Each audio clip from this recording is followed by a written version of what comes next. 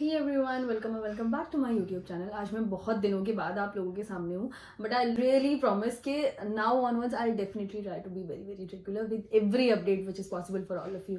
सो आज मैं जिसके बारे में बात करने वाली हूँ वो होने वाली है एएनएम पोस्ट के बारे में। It's not about post actually. अगर आपको याद होगा तो मैंने अभी रिसेंटली में एक वीडियो बनाया था जिसमें मैंने आपको एएनएम जॉब प्रोफाइल के बारे में थोड़ा बहुत ओवरव्यू दिया था। एंड उस टाइम DA-SSB के थ्रू एएनएम की कुछ जॉब वैकेंसीज निकली हुई थी, तो मैंने इसलिए वो वीडियो बनाया था। बट फिलहाल एएनएम का जो कोर्स होता है, मतलब जिसको करने के बाद ही you will be eligible for the job, उसके बारे में मैं आपको कुछ बताना चाहती हूँ। प्लस कौन कौन इस फॉर्म को भर सकता है, प्लस किसके लिए सही है, मैं ये भी थोड़ा सा आपको बताना चाहती हूँ।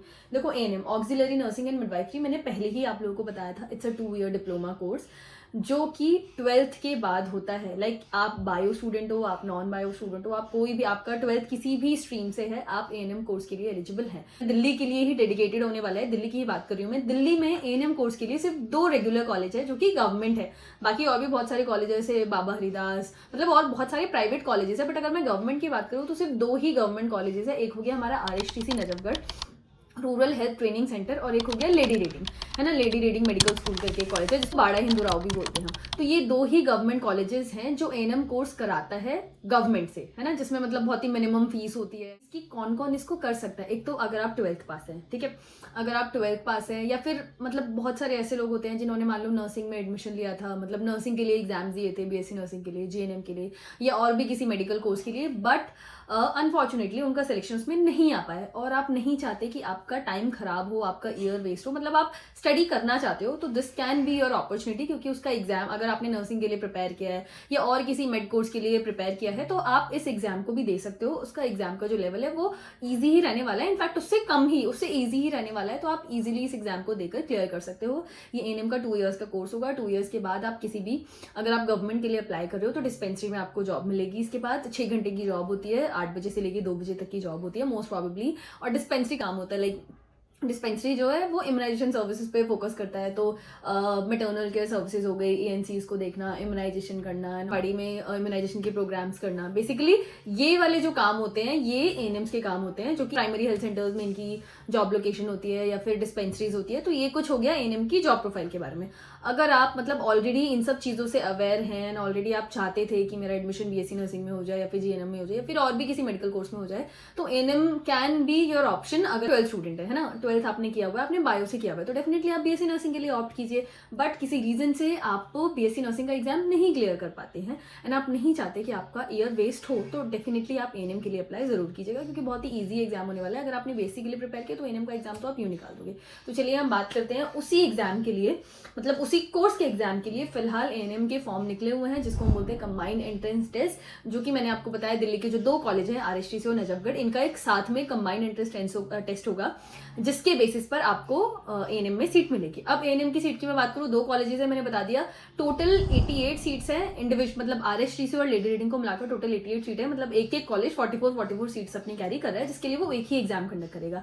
अब आपको जो कॉलेज अलॉटमेंट होगा वो मेरिट बेस पर और आपकी चॉइस पर, इस हिसाब से आपको दोनों में से एक कॉलेज अलॉटमेंट हो जाए। इसी के बारे में बताऊं तो मुझे तो वैसे RHTC इज ऑन टॉप, ऐसा मुझे लगता है। क्यों? क्योंकि RHTC जो है दिल्ली के नजफगढ़ एरिया में है। जो दिल्ली वाले लोग हैं उनको पता होगा, द्वारका के आगे, द्वारका मोड़ के आगे नजफगढ़ का एक एरिया। तो वहाँ पर आप, तो वहाँ का एक मेट्रो स्टेशन भी बन गया है, तो बिल्कुल मतलब बहुत ही ज्यादा कन्वीनियंट है ये। बिल्कुल मेट्रो स्टेशन से बाय वॉक का डिस्टेंस है RHTC नजफगढ़ जाने के लिए। प्लस वो एशिया की पहली PHC है। आप किसी, मतलब आप दिल्ली की बात कर रही हूँ मैं, आप किसी भी नर्सिंग कॉलेज से आप कुछ भी पढ़ेंगे, कोई भी नर्सिंग स्टडीज करेंगे, तो एक बार आपकी विजिट RHTC नजफगढ़ जरूर होगी। मतलब ये हमारे करिकुलम का पार्ट होता है। उनके पास अपना एक हेल्थ सेटअप भी है। क्लिनिकल पोस्टिंग के लिए भी थोड़ी सी ईजी, मतलब काफी ईजी रहता है। अब जो लेडी रीडिंग है उनके पास अपना कोई क्लिनिकल एरिया नहीं है, तो उनकी जो पोस्टिंग है वो अलग अलग जगह पर। RHTC थोड़ा सा बड़ा इंस्टीट्यूशन भी है। थोड़ा सा साइट मैं आपको डिस्क्रिप्शन में भी दे दूंगी, RHTC की साइट और लेडी रीडिंग की साइट, और उनकी जो कंबाइंड साइट है, आप इस पर से जाके अपना फॉर्म फिल कर सकते हैं। अब इसका जो फॉर्म फिल करने का जो डेट है, डेट ऑलरेडी निकल चुकी है, मतलब जब से स्टार्ट हुए वो डेट तो शुरू हो चुकी है। 19 मई से शुरू हुए थे इसके फॉर्म फिल करना, 22 जून तक इसके फॉर्म फिल किए जाएंगे। मतलब अभी तो आपके पास टाइम है, बट जब भी आपको टाइम मिले आप फॉर्म फिल कर दीजिएगा। 22 जून तक इसके फॉर्म फिल किए जाएंगे। 4 जुलाई को आपका एडमिट कार्ड रिलीज हो जाएगा एंड 7 जुलाई को आपका होने वाला है इसका एग्जाम।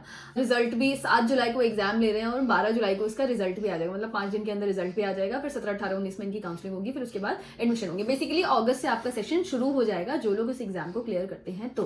ठीक है, तो ये हो गई कुछ बात हमारी मतलब एलिजिबिलिटी क्राइटेरिया की। और इंपॉर्टेंट चीज़ आपके लिए जान लेना बहुत ही ज़्यादा ज़रूरी है, सिर्फ वो ही लोग एलिजिबल हैं जिनकी स्कूलिंग दिल्ली से है, मतलब जिन्होंने 12th जो अपनी है वो दिल्ली से की है, या फिर आप ओपन के स्टूडेंट रहे हैं, है ना। अगर आपने ओपन लर्निंग जो की है, national institute of open learning, अगर आपने उससे 12th की है या फिर दिल्ली से की है तो ही आप एलिजिबल होंगे। अगर आप किसी और स्टेट से हैं तो आप इसके लिए एलिजिबल नहीं। फीमेल कैंडिडेट्स के लिए ये कोर्स रहने वाला है। आपके पास रेजिडेंट प्रूफ होना चाहिए दिल्ली का। कि अगर हम बात करें तो 17 से लेकर 30 साल, मतलब 17 से 30 के बीच के लोग इस कोर्स के लिए एलिजिबल हो सकते हैं। कास्ट सर्टिफिकेट वाली चीजें भी है। SC ST OBC और PWD वाले कैंडिडेट्स के लिए भी कुछ रिजर्वेशन क्राइटेरिया रखा हुआ है। But one more thing which you need to know, जो SC ST OBC वाले जो सर्टिफिकेट होंगे वो सेंट्रल गवर्नमेंट के हिसाब से एक्सेप्ट किए जाएंगे यहाँ पर। यस, ये थोड़ी सी नोट करने वाली चीज है कि ये दिल्ली गवर्नमेंट के हिसाब से नहीं ले रहा है। तो जो भी आपका जो सर्टिफिकेट है, SC ST वालों का तो होता ही सेंट्रल गवर्नमेंट का है, बट आई गेस OBC वालों को थोड़ा ध्यान रखना होगा। OBC वालों के लिए आपका जो सर्टिफिकेट अगर सेंट्रल गवर्नमेंट के द्वारा इशूड है तो ही आप यहाँ पर अपना कास्ट बेनिफिट अवेल कर पाएंगे, अदरवाइज आप जनरल में ही कंसीडर होंगे। तो ये वाली कुछ हो गई एलिजिबिलिटी की बातें। अब जो इसका सिलेबस रहने वाला है वो आपकी 10th तक की मैथ, साइंस, GK, इंग्लिश यही रहने वाली है। कुछ भी अगर आप 11th 12th की बायो के स्टूडेंट है तो डोंट वरी, मतलब अगर आप नॉन बायो से और आपको लग रहा हो कि हमने तो बायो पढ़ी ही नहीं 11th 12th में तो हमारे लिए मुश्किल होगा, ऐसा कुछ भी नहीं है। क्योंकि 11th 12th की bio is not going to come in our exam. सिर्फ 10th तक की ही बायो और इंग्लिश और मैथ्स और हिंदी यही एग्जाम में आएगा। तो मतलब बिल्कुल बेसिक एग्जाम रहने वाला है, 10th लेवल तक का ही एग्जाम रहने वाला है। मुझे लग रहा था कि बहुत सारे लोगों को तो पता ही नहीं है, तो एटलीस्ट ये वीडियो जिन जिन लोगों तक जाएगी, if they want to pursue this course. मुझे लिटरली पर्सनली भी बहुत सारे लोग पूछते रहते हैं कि एनएम के फॉर्म कब निकलेंगे, आप प्लीज मुझे बता देना कब निकलेंगे। तो this video is dedicated to all of those persons जो लिटरली इस चीज को ग्रैब करना चाहते हैं। तो वो वाली चीजें हो गई जो आपको एडवर्टीजमेंट में भी दी हुई है ना। मैं आपको कुछ और चीजें बताना चाहती हूँ जो कहीं भी नहीं दी हुई है, कि मतलब आप अगर सोच रहे हो कि क्या मैं इस कोर्स को करूँ या फिर नहीं करूँ, तो मैं थोड़ा सा आपको उसके बारे में बता देना चाहती हूँ कि देखो, एक तो मतलब बहुत ज़्यादा फायदे हैं इसके ये कि अगर आप 12th नॉन बायो से हो, है ना, और आपको नहीं समझ में आ रहा है कि मुझे क्या करना है, प्लस आप बहुत ज़्यादा ब्राइट स्टूडेंट भी नहीं रहे हो, बहुत अच्छी परसेंटेज भी आपने कैरी नहीं की थी 12th में, एवरेज परसेंटेज है 60-70, आपको नहीं समझ में आ रहा है मुझे कहाँ एडमिशन मिलेगा, मुझे क्या करना चाहिए जो मेरे लिए मतलब जिससे मुझे बेटर एक जॉब मिल सके। अगर आप इस पर्सपेक्टिव से अपने आप को देख रहे हो तो ANM can be your option, because एक तो फीमेल्स के लिए है तो थोड़ा सा एक आधा कॉम्पिटिशन तो वहाँ पे कम हो गया है ना। दूसरा, 12th आप किसी भी स्ट्रीम से ले रहे हो, मतलब कोई भी स्ट्रीम है आपकी, आर्ट्स, कॉमर्स या फिर कोई भी, तो भी आप एलिजिबल हो।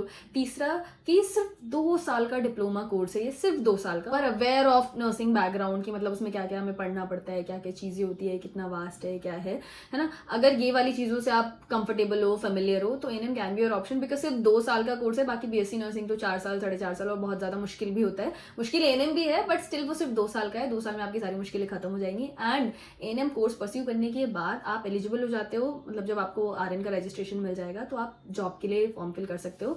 और अगर आपको कोई गवर्नमेंट जॉब मिल जाती है, मान लो आप एग्जाम क्लियर कर लेते हो और आपको गवर्नमेंट जॉब मिल जाती है, तो मतलब मिनिमम 50 to 55,000 सैलरी आपकी होनी ही होनी है। मतलब this will be your starting salary.